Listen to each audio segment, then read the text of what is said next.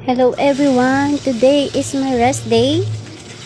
So, mas maraming oras para sa mga gawaing bahay.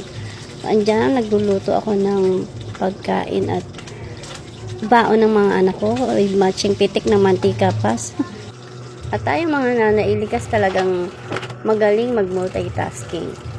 Habang nagluluto, naghuhugas na rin ng tambak na hugasin. At ito lang din yung mga araw na mas naaasikaso ko ang aking mga anak sa kanilang pagpasok.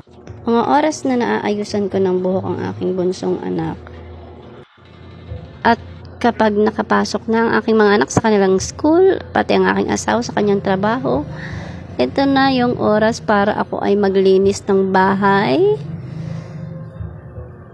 ng kwarto, at iba pang mga lilinisin. Pagkatapos niyan, haharapin ko naman ang aking isang tambak na labahin. Isang linggong labahin yan. Kaya, for the go ang muscles ng inyong madam. At sa tuwing day off ko lang din nagagawa ang mga dapat asikasuhin. Pero bago ako umalis, mag-skincare muna tayo. Gamit ang aking toner na Kojic Sen. At minasage ko lang ang aking mukha gamit itong roller gems. Pagkatapos ay naglagay na rin ako ng sunscreen.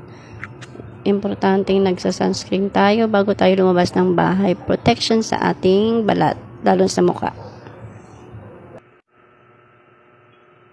Ayos na rin ako ng aking eyelash extension. Lagay na rin ako ng lip tint, color pink, at konting powder. Para sa aking kilay, gumamit ako ng brown mascara. Ngayon lang din ako nakakapagkilay at bawal sa company ang may mga cosmetics.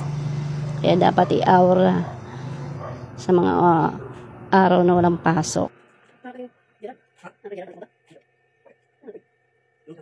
At para mas maging fine yung texture ng kilay ko, gumamit din ako ng liquid eyeliner color brown.